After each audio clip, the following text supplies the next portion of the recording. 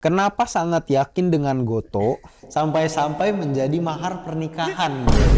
Gue tuh belum pernah jual Goto gue dari awal IPO, Mi. Gue satu-satunya holder Goto yang pasti untung.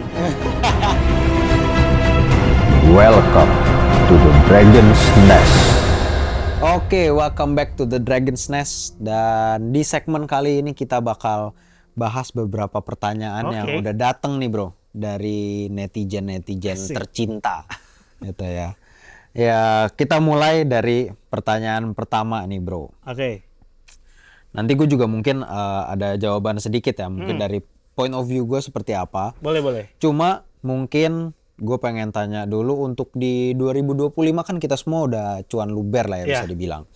Tapi ada nggak satu, mungkin nggak usah di 2025 juga ya, mungkin di 2026 juga boleh. Tapi apa loss terbesar lu di 1 tahun terakhir ini dan pelajaran apa yang bisa diambil dari situ bro? Aduh, loss terbesar 2025 sama 2026. Aduh, apa ya? Wah cuan terus nih kayaknya nih. Sampai susah nih gue. Taunya cuan doang nih kayaknya, enak banget. Kayaknya gue bingung deh. 2025 apa yang loss ya? Masa nggak ada sih? Taruh gue ingat dulu deh. Karena gue cukup 2025 pas lagi Trump tarif itu kan harga jatuh banget kan. Dan gue tuh banyak masuk di sana. Jadi bingung kalau loss terbesar di 2025 lebih kayak gue masuk tapi kalau udah turun di batas stop loss itu gue langsung buang. Jadi nggak ada yang beneran kayak sebelum-sebelumnya. Kalau lu nanya di tahun-tahun sebelumnya ada kayak gue jago masuk 12.000 pas udah mulai turun kan kayaknya ini kayak udah bottom deh 12.000. Turun lagi kayak jual di 7.000 kan lumayan gede. Wah itu berarti berapa persen? 40%. Ya terus IRA juga sama, Envy juga sama, maksudnya jauh lebih banyak pilih yang gua nggak berani cut loss kalau trading plan-nya nggak sesuai. Nah dulu tuh gue ini nih Mer, mungkin pelajarannya ya. Dulu gue ngerasa kalau gue cut loss setelah turun 7%, gue tuh kehilangan 7% uang gue. Nah kalau sekarang gue udah sadar, gue memang kehilangan 7%, tapi gue menyelamatkan 93%-nya. Mindsetnya sekarang udah berubah ya. Jadi gue sekarang kalau emang trading plan-nya udah nggak sesuai sama yang gue di awal, gue berani buang dulu. Kalau nanti harganya balik lagi dan itu masih sesuai sama strategi gue ambil lagi. Gue udah lebih rela untuk cut loss lah. Betul, menarik banget.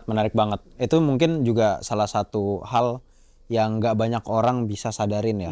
Kalau tentang cut loss yang kayak tadi lu bilang, daripada fokus ke cut loss-nya misalnya kayak 7%, 5%, lebih baik fokus ke capital yang kita masih punya itu 95 atau 93%-nya itu yang masih ada gitu kan.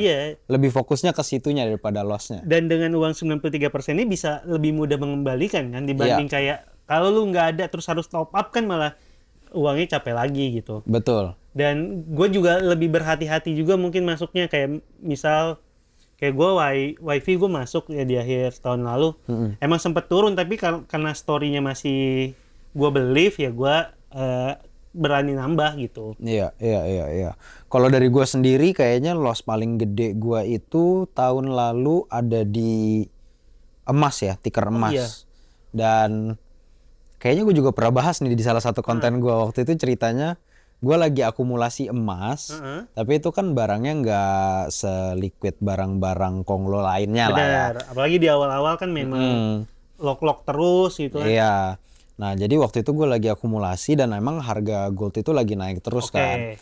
Terus tiba-tiba secara gue nggak sadar, gue punya lot yang cukup banyak dan kalau misalnya gue mau keluar tuh nggak bisa langsung sekali hajar kiri gitu loh. Tapi ya waktu itu gue tetap masih pede banget gitu bahwa emas akan perform kan. Tapi tiba-tiba harga gold itu waktu itu anjlok 1%. Koreksi. Iya dia koreksinya 1%. Langsung lah semua emiten emas ini kena hajar. 1%. Betul. Langsung 5%, 6% pada gap down semua kan. Nah di situ gue juga mulai reduce barang dan ujung-ujungnya kayaknya itu gue baru bisa fully out minus sekitar 10%-an ya. Cuma itu dalam buku gue udah gede banget ya soalnya gue kan selalu All in hampir or all nothing, in. ya? Iya, betul. Jadinya 10% itu lumayan sakit dan kalau pelajarannya ya, pelajaran paling penting menurut gue itu gue over position sih ya. Oh. Karena kalau misalnya gue masih dalam batas waras untuk sizingnya, Iya. kayaknya harusnya nggak sesakit itu sih. Iya. Ya kan, keluarnya juga bisa relatif cepet. Mungkin di YP pun bisa gue langsung buang semua gitu kan. Tapi ya selain itu gue juga ada di WiFi bro. Oh, wifi. WiFi itu Pas sakit sih. 3.000 turun lagi ke 2.500. Iya, pas Elon News. Oh iya. Pas Elon News ya, gue kena Elon News-nya lah. Gue nggak sempurna, gue nggak Iya. ngaku paling jago, gue juga masih kemakan news gitu kan. Gue kemakan news, gue hajar ke atas. Cuma ya ada nggak hokinya itu waktu itu juga beli sama wifi kantor lagi mati. Habis itu di lantai 14 gedung gua itu tuh sinyalnya susah kan. Iya. Jadi gue mau cut loss kagak bisa pas tiba-tiba kena guyur gitu. Jadi itu juga lumayan dalam dan itu dua hal yang lumayan berdampak lah ke portfolio growth gue ya. Cuma alhamdulillah masih bisa recover abis itu. Dan gue juga belajar ini sih Mir, yang kayak lu bilang. Kan orang tuh sering ngerasa kalau lu cut loss terus harganya balik, sayang dong. Kan kayak gitu kan? Benar. Tapi kan kita nggak tahu baliknya. Mungkin Iya. saham emas itu kalau lu pegang balik lagi, goldnya kan naik lagi kan? Benar. Cuma itu menghindari harusnya sih gue yang Iya. gue belajar juga. Iya, dan kalau misalnya kita nggak cut loss ya, kita kan misalnya udah minus 5%, 10% gitu kan. Kalau misalnya kita nggak cut loss, kita itu bakal akan selalu ada harapan di otak kita kan. Siapa tahu naik lagi, siapa tahu naik lagi, siapa tahu naik lagi. Dan menurut gue itu ya justru yang bikin orang bisa nyangkut sampai lebih dalam. 20, 30, 40%. Iya, benar. Karena harapannya nyala terus gitu kan. Dan kita nggak tahu ke depannya ya bakal seperti apa harga sahamnya. Jadi daripada kita nyangkut terlalu dalam, gue selalu menghindari posisi itu. Jadi gue selalu emang sekarang juga udah tega cut loss ya. Buang aja kalau ternyata bagus, masuk lagi kan? Iya, tinggal hajar lagi gitu kan, tanpa mikir lagi. Iya. Oke, mungkin untuk pertanyaan kedua bro, Oke. dan ini juga pertanyaan yang gue pengen tanyakan banget nih kalau gue. Ada yang nanyain, kenapa sangat yakin dengan Goto sampai-sampai menjadi mahar pernikahan bro? Gimana nih ceritanya nih? Gimana? Jadi teman-teman, kenapa milih saham Goto itu bukan karena yakin guys. Karena udah terlanjur punya aja. Jadi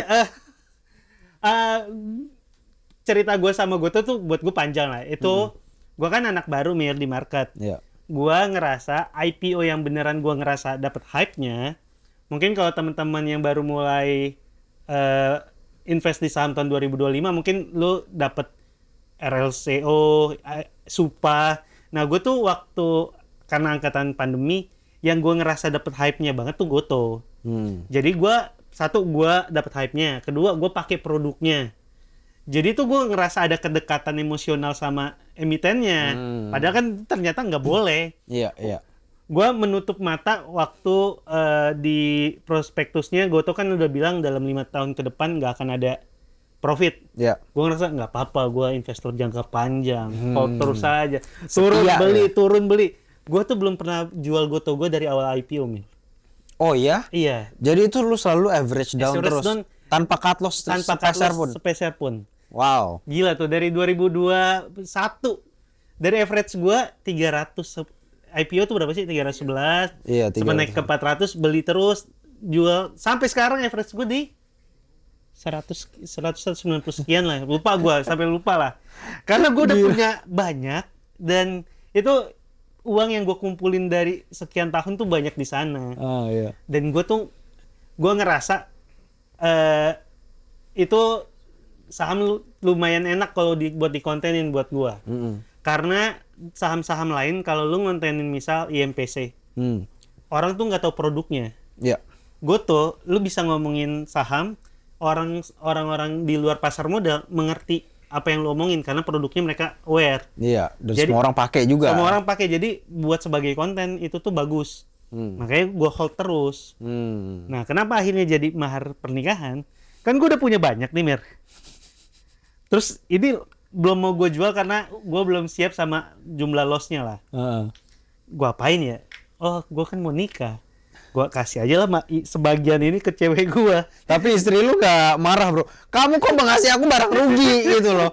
Bukan sesuatu yang ya kan biasanya ngasih emas gitu kan. Itu kan naik terus. Bener. Dikasihnya goto, ini yang nyangkut gimana? Gua bilangnya gini.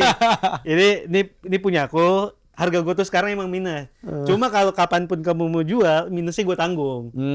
Jadi misal dia anggaplah punya average 80. Oke. Harga dia waktu jual 70, nah 10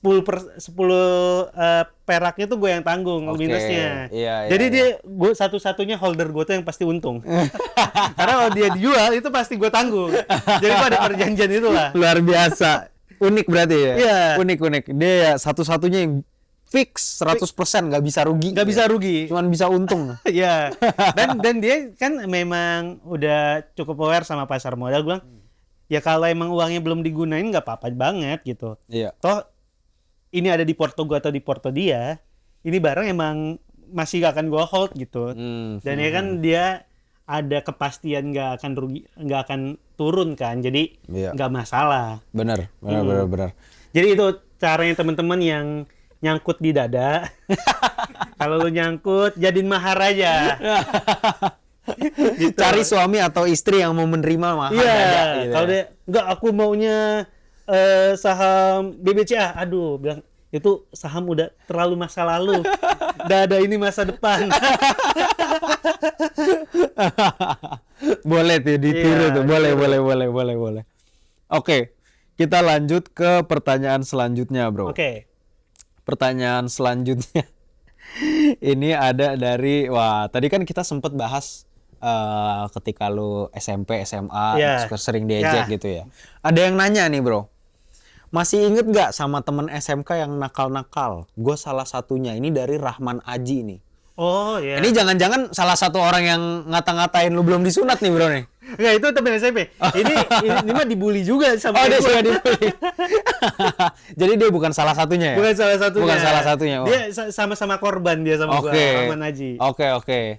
Hampir dicari nih Rahman Aji nih sama followersnya Yuda Kling ya. Oke, selanjutnya. Nah ini juga boleh. Bongkar analisa eudamologi dong. Asik. Boleh nih analisa eudamologi. Sekarang kan soalnya udah evolve kan. Iya. Tadinya ya nyangkutnya di Goto, terus apa tadi Envy ya kan.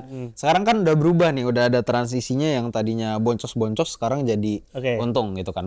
Mungkin boleh jabarkan sedikit eudamologi itu sekarang seperti apa? Jadi analisa gue adalah gue buka handphone terus nunggu Yud masuk sini Yud. Nunggu info dari temen. Nggak, kalau gue sekarang ini Mir, gue baru sadar kalau memang mau porto lu bertumbuh, lu harus ngikutin momentum yang ada. Lu nggak bisa, gue cuma pengen banking ya. Kalau lu cukup punya banyak uang, nggak masalah dengan growth-nya yang misal 6-7%, ya nggak apa-apa. Tapi gue kan menyadari kalau kita nggak memanfaatkan momentum itu sayang banget. Jadi gue sekarang pilih saham yang secara momentum lagi bagus. Pilih saham yang growth story-nya memang inline sama situasi Indonesia atau situasi global. Udah gokil nih bahasanya. Asik. Nih. Itu gua growth story-nya udah inline. Tadi gue nyontek dulu, gue udah ngapalin. Iya, maksudnya kalau misal kayak nikel gitu ya. Kan memang secara Indonesia di nikel 80% yang kuasain supply global kan. Kalau produksinya turun, mungkin aja harga nikel akan terapresiasi lebih ya. Saham-saham nikel kan bisa lagi mungkin aja harganya lebih diapresiasi dibanding saat ini. Jadi lebih ngelihat kayak gitu. Dan gue baru sadar ini Mir, kalau kita bener secara industrinya, pilihan sahamnya tuh nggak perlu segitunya. Asal lu pick industrinya bener tuh oke lah. Kayak misal nikel, lu mau masuk Harum, Inco, yang lain-lain. Bisa dihitung pakai tangan ya emitennya ya. Dan kalau nikelnya naik ini semua, ya pasti ada satu yang lebih perform dibanding yang lain kan. Tapi kemungkinan benernya itu lebih besar gitu kalau kita ngepick industri yang bener. Paham. Berarti sekarang juga udah mulai aliran momentum ya.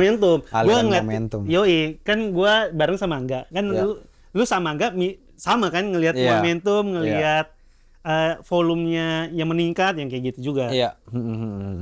Apalagi tadi dari komoditas berarti lu merhatiin makro juga gitu ya? Iya. Makro ya? Karena yang gue baru sadarin ya, kalau kita berinvestasi di saham, ternyata kita nggak bisa buta, Mir. Kita nggak bisa cuma ngeliatin chart doang. Iya. Kita perlu aware sama situasi global. Benar. Mau nggak mau itu mempengaruhi banget. Benar. Misal kayak kalau yang sekarang ini yang tarif Trump Venezuela, atau yang sebelumnya Iran sama Israel mau nutup Selat Hormuz. Iya. Itu kan harga minyak juga ini. Iya. Jadi kita perlu itu sih. Benar. Dan gue juga merasakan turning point-nya di situ juga sih, sama kayak lu ya. Kalau gue dulu itu patokannya satu-satunya adalah chart gitu. Dan gue percaya banget sama technical gitu kan. Dan yang gue temuin waktu itu pas gue percaya banget sama technical, sering dikibulin gue. Oh iya. Kayak udah breakout, harusnya teorinya dia naik kan, habis itu false gitu. Habis false gue udah cut loss baru dinaikin lagi gitu kan. Itu kan juga ganggu psikologis gue. Atau kan, ini, kita tahu support kita sini jebol balik lagi. Iya. Jadi kalau kita tahu ternyata secara growth story-nya masih panjang, itu kan malah punya kesempatan buat beli lagi gitu. Iya. Dan gue juga begitu ya. Habis gue perdalam lagi ilmu gue dan gue menemukan mulai dari bid offer, Broxum, habis itu makro juga gitu kan. Walaupun gue kalau disuruh baca laporan keuangan gue lumayan buta nih. Pusing sih. Tapi itu. kalau makro kan makro mungkin lebih enak ya untuk dipahamin kan gitu kan, daripada kalau misalnya kita analisa secara mendalam ke buku misalnya kayak BBCA atau apa gitu kan, ada non performing loans-nya berapa persen apa segala macam gitu kan gue pusing juga ya. Cuma kalau untuk makro juga sebenarnya ada seru-serunya kan ngikutinnya kan, soalnya ya kondisi global lagi kayak gimana menurut gue juga lumayan wajib untuk kita tahu biar kita bisa ngerti flow-nya, balik lagi yang tadi lu bilang ya, ke sektor apa gitu. Sektor apa yang lagi hot dan lagi rame dan kita bisa manfaatin momentumnya gitu kan. Satu makro Indonesia juga penting juga tuh, kayak misal gue baru sadarin saham-saham yang ada di lingkaran pendukung pemerintahan itu bisa lebih diapresiasi dibanding yang di luar. Jadi ya gue ngelihat ternyata Indonesia nih lagi ada project mau internet murah. Jadi kita kan bisa pick mana-mana yang terafiliasi sama itu gitu. Oke. Mungkin ke pertanyaan selanjutnya yang masih berhubungan nih ngomongin sektor ya. Kalau di 2026 dan sekarang lah ya. Sektor apa yang lu lagi paling suka bro untuk lu tradingin atau lu hold juga boleh? Ya ini sektornya semua orang pegang sih. Perkapalan lah ya.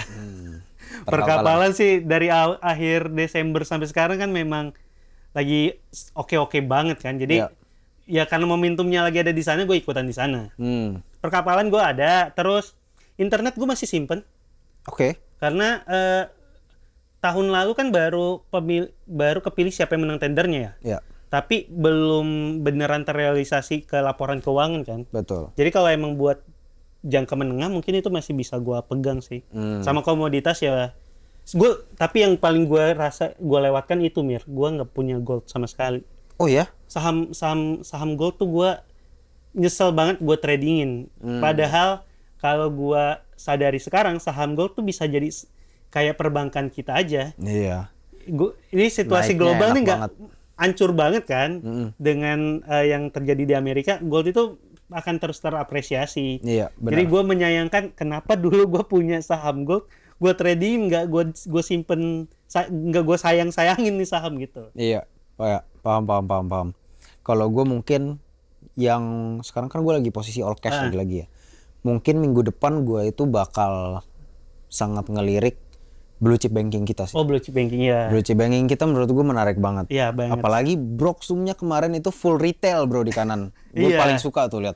XC, XL, YP, PD, gitu-gitu kan. Yoi. Mereka semua udah baris kanan, kirinya foreign gitu. Merah semua tuh kalau di Premier merah semua. Enak kirinya. Banget. Itu udah sedap lah. Dan of course kalau gue juga masih suka komoditas sih ya. Oh, komoditas ya. Komoditas, gold itu udah ya nggak usah ditanya. Cuma untuk sekarang gue juga lagi lirik coal sebenarnya. Coal juga sahamnya hitungannya dari tahun lalu masih di bawah banget kan? Iya, dan kalau emiten cool ini ya, mereka itu kalau yang gue notice nggak tahu kenapa, mungkin teman-teman yang lebih paham fundamental bisa jawab di komen ya. Nggak tahu kenapa kalau gue notice saham-saham batu bara ini jauh lebih sensitif ke harga batu baranya dibandingkan sama misalnya emiten nikel sama harga nikel atau emiten koper sama harga koper gitu kan. Kalau batu bara tuh dia batu baranya naik berapa persen, emiten coal langsung gila-gilaan gitu loh. Dan itu juga mungkin gue jadi penasaran tuh, pengen gue chat GPT-in kenapa ya. Harga batu bara kan memang hitungannya masih rendah banget kan sekarang. Iya, benar. Iya. Kalau sekali harga batu bara naik, gila banget sih naiknya pasti. Iya, fix. Gue juga catat dulu nih guys. Batu bara nggak ada juga gue guys, batu bara. Iya. Oke, mungkin untuk pertanyaan terakhir nih bro, dari netizen kita. Gimana caranya lo mentally bangkit dari loss lo yang sangat besar? Nah, loss gue nggak sebesar Emir guys. Mentally gue nggak. Kayaknya ini sih Mir, lebih karena gue udah lama ada di dunia stand up comedy.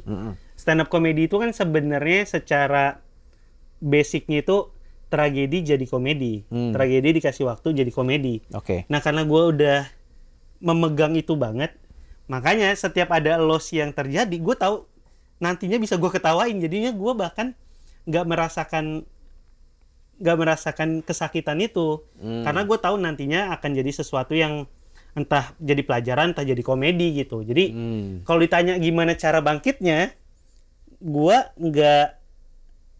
nggak tahu secara pastinya, tapi karena gue bisa mengubah gue yang jadi korban jadi seorang observer, jadi gue selalu biasa aja setiap kali ada loss yang terjadi.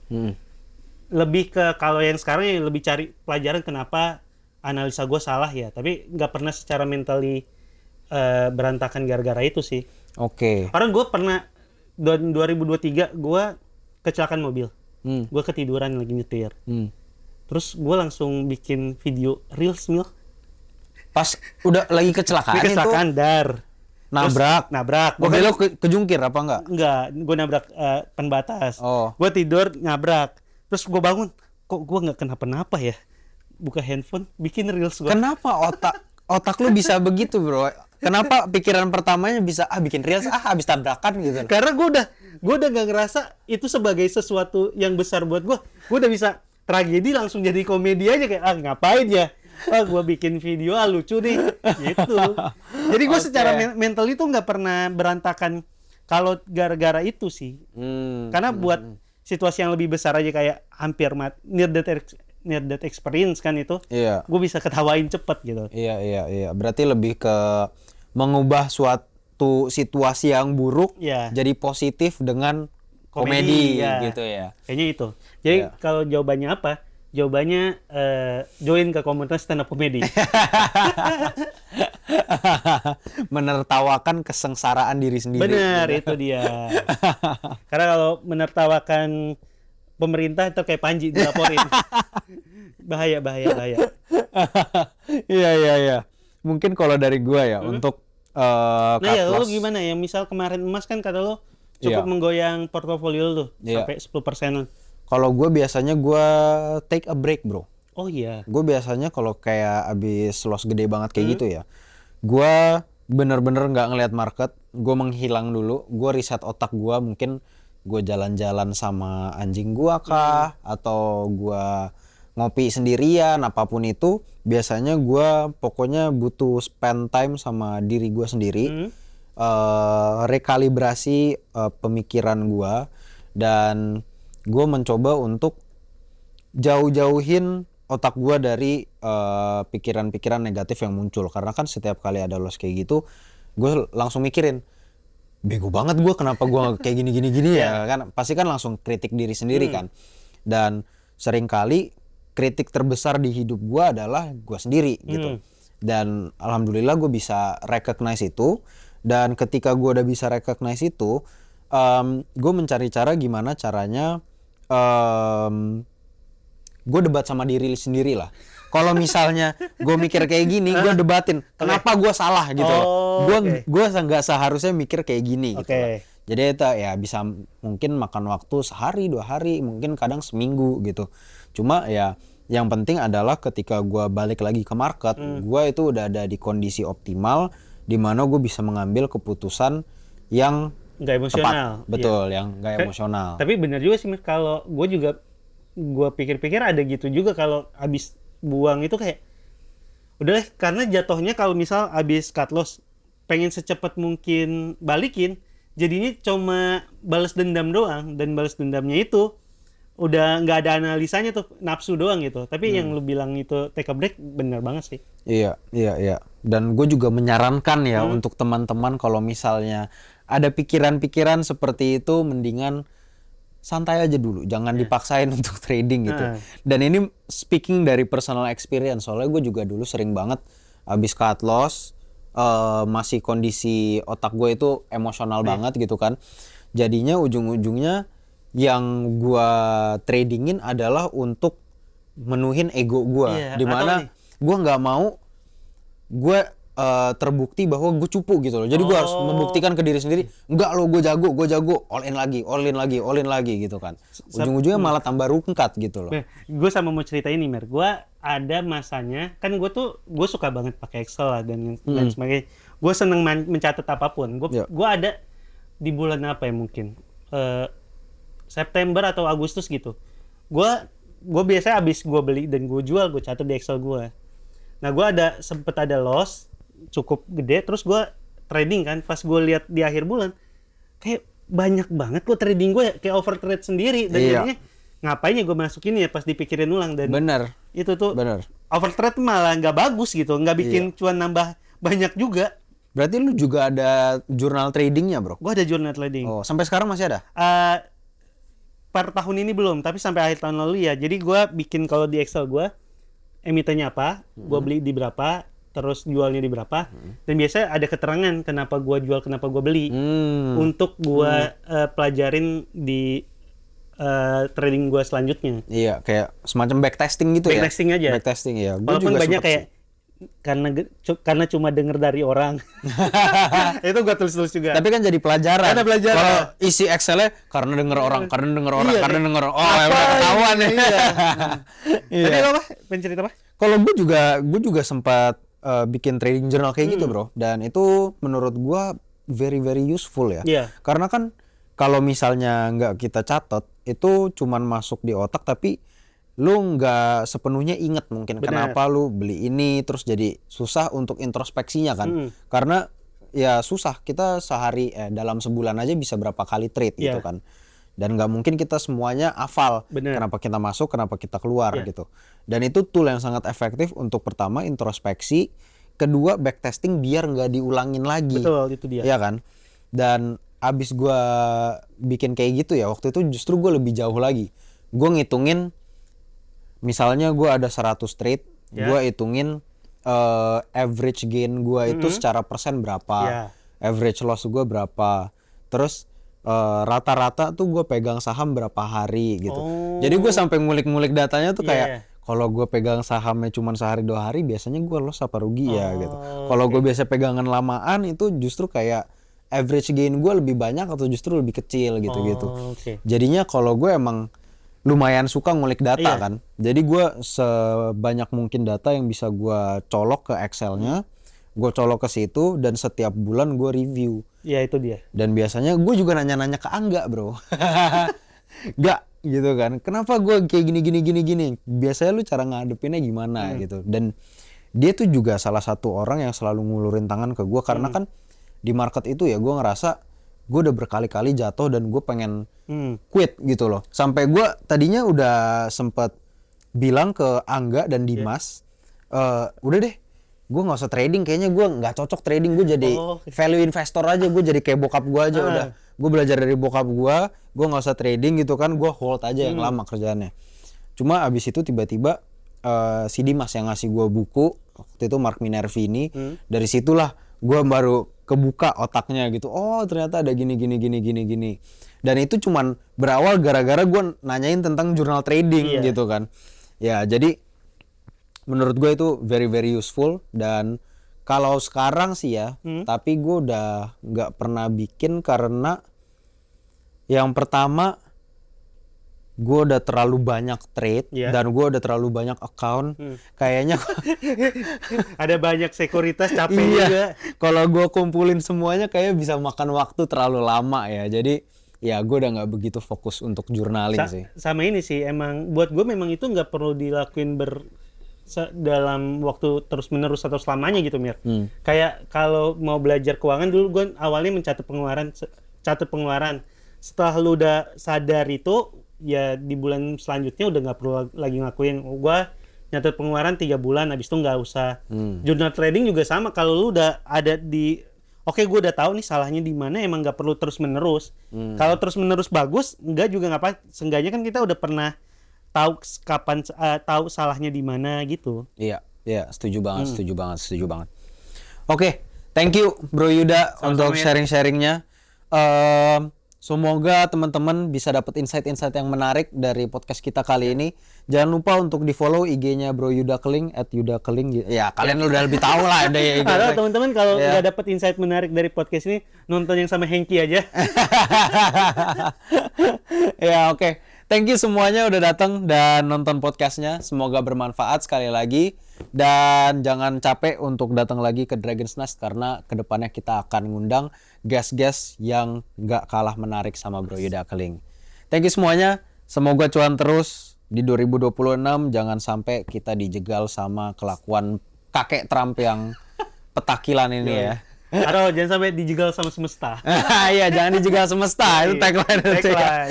Oke, see you guys. Dadah.